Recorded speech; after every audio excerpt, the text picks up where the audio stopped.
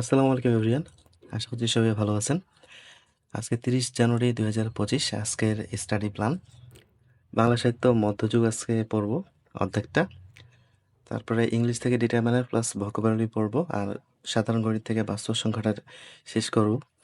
আন্তর্জাতিক থেকে আঞ্চলিক ও আন্তর্জাতিক ব্যবস্থা থেকে কয়েকটা দেশ পড়ব আজকে, তাহলে দেশগুলা মোটামুটি শেষ হয়ে যাবে। আজকে আন্তর্জাতিকের পড়া একটু বেশি আছে, অনেকগুলা দেশ পড়তে হবে আজকে। তো চলুন শুরু করি। তো প্রথমে শুরু করবো হচ্ছে রিভিশন দিয়ে, বাংলা সাহিত্যটা একটু রিভিশন দিব। আজকের দিনের শুরুতেই বাংলা সাহিত্য দিয়েই শুরু করছি।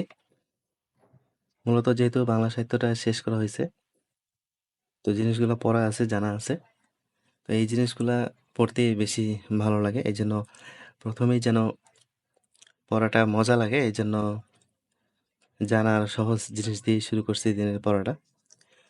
তো মধ্যযুগ থেকে আজকে প্রায় অর্ধেকটার মতো পড়ছি।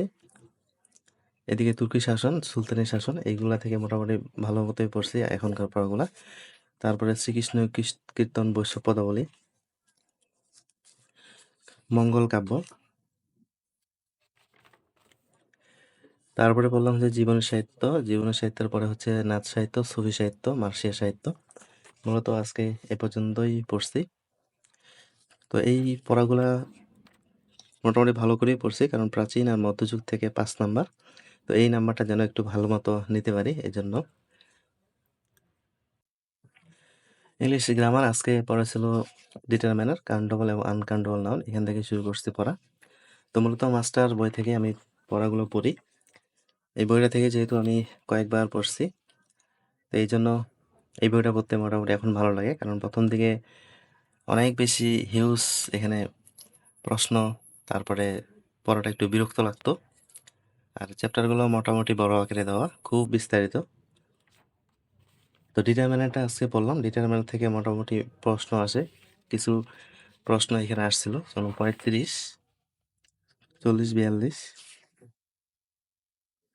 35। তো ডিটারমিনেন্টটা পড়া খুবই গুরুত্বপূর্ণ। ডিটারমিনেন্ট থেকে প্রশ্ন যেহেতু আসে, রেগুলার না আসলেও, তাছাড়া ডিটারমিনেন্টটা একটু জানাও দরকার। ইংলিশ ট্রান্সলেশন বা আদার্স কাজেও ডিটারমিনেন্টটা ভালো হেল্প করে। তো আজকে গ্রামার থেকে পড়লাম হচ্ছে ডিটারমিনেন্টটুকু। ডিটারমিনেন্ট যতটুকু পারা যায় ভালো মতো পড়ার চেষ্টা করছি। তার সাথে প্রিভিয়াস প্রশ্ন আছে অনেকগুলো। এই প্রশ্নগুলো পড়লে মোটামুটি অন্যান্য চাকরি পরীক্ষার একটা ভালো প্রিপারেশন হয়ে যায়, কারণ প্রিভিয়াস প্রশ্ন থেকে অন্যান্য চাকরি পরীক্ষায় প্রচুর প্রশ্ন করে। তার সাথে পড়লাম হচ্ছে, গতদিনে পড়ছিলাম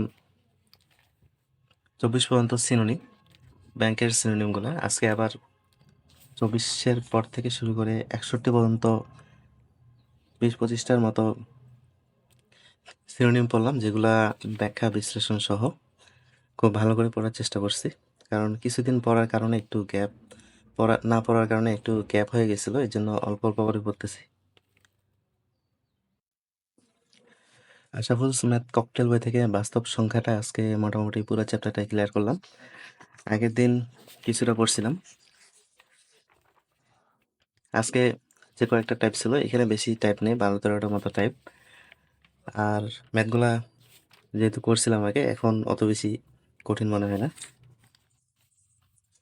একবার করতে পারলেই আসলে ম্যাথ জিনিসটা ইজি হয়ে যায়। তো প্রথমবার করাটাই হলো সবচেয়ে বড় চ্যালেঞ্জ। তো এখানে যেই টাইপগুলো আছে, টাইপগুলো থেকে এখন তেমন একটা সমস্যা বের হয়নি। যেগুলো সমস্যা ছিল সেগুলো গোল দাগ দেওয়া ছিল, ওইগুলো এখন মোটামুটি আলহামদুলিল্লাহ তেমন একটা সমস্যার মধ্যে নাই। তো আজকে বাস্তব সংখ্যাটা শেষ হলো, এরপরে শুরু করব পরের চ্যাপ্টারটা।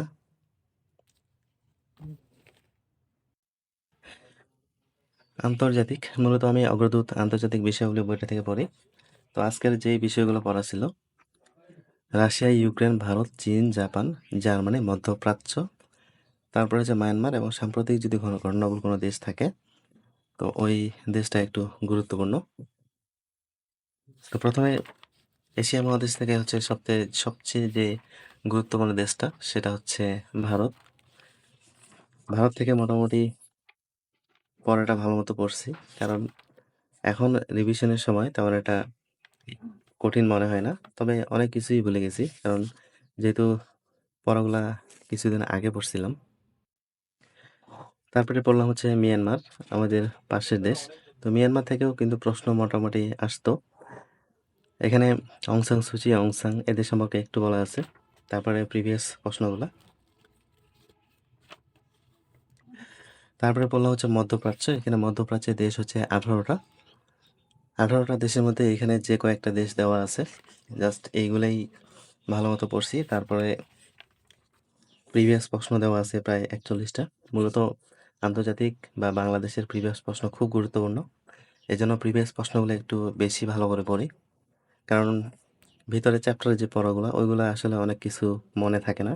কিন্তু প্রিভিয়াস প্রশ্নগুলা মনে রাখলে আসলে অনেকটা সুবিধা পাওয়া যায়। তারপরে ইসরায়েল এবং ফিলিস্তিন, বর্তমানে এই ২ টা দেশ নিয়ে সবসময় এই ২ টা দেশ নিয়ে একটু ঝামেলা থেকে যায়। তো এই ২ টা দেশ থেকে যে প্রশ্নগুলো আছে, মোটামুটি এগুলা একটু দেখার চেষ্টা করছি। জাপান, উত্তর কোরিয়া, দক্ষিণ কোরিয়া আগের দিন পড়ছিলাম। তো আজকে বললাম হচ্ছে চীন। চীন খুবই গুরুত্বপূর্ণ আমাদের বিসিএস এর জন্য। এখানে চীনের ইতিহাসটা ভালো মতোই দেখছি মোটামুটি। তারপরে এখানে প্রিভিয়াস প্রশ্ন যে কয়েকটা আছে, মোটামুটি এই কয়েকটাই দেখছি। আজকের সর্বশেষ গুরুত্বপূর্ণ যে ২ টা দেশ, রাশিয়া এবং ইউক্রেন, এদের মধ্যে সবসময় একটু ঝগড়াঝাটি লাগে থাকে। তো রাশিয়া এবং ইউক্রেন সম্পর্কে একটু ভালো করে মোটামুটি পড়ার চেষ্টা করছি। এখান থেকে এখন পর্যন্ত ৬টার মতো প্রশ্ন আছে, ৩৮ থেকে শুরু করে ৪৪ পর্যন্ত। তো প্রশ্ন আসে এই দেশগুলো থেকেই মোটামুটি আসে। তারপরে পড়লাম হচ্ছে পূর্ব জার্মানি ওইদিকে।